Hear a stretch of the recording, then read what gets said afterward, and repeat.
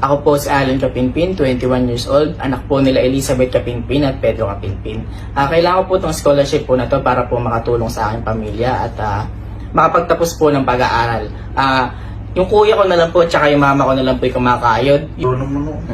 Yung kuya ko po, siya po yung kumakayod po sa amin para may pangtustos po kami sa pang-araw-araw. Sumasideline po siya sa pagsasayaw niya po. Ayan po. Yung pinsa ko naman po, siya po yung backup dancer ng kuya ko dahil po magkamukha po sila ng damit po. Yun po. Ayun po, backup dancer po siya ni kuya. Pag may mga event po, mga gig, ganun po.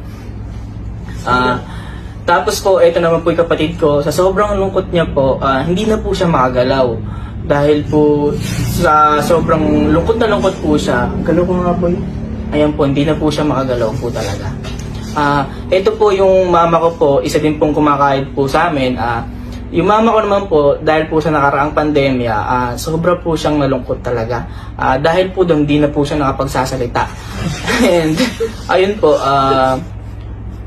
nalulungkot din po kami dahil po di na po niya kami nakakamusta. Ma, magbigay ka nga ng message. Yung ulang salita mo. Ma. Ayun po. Pinag-pray niya daw po tayo.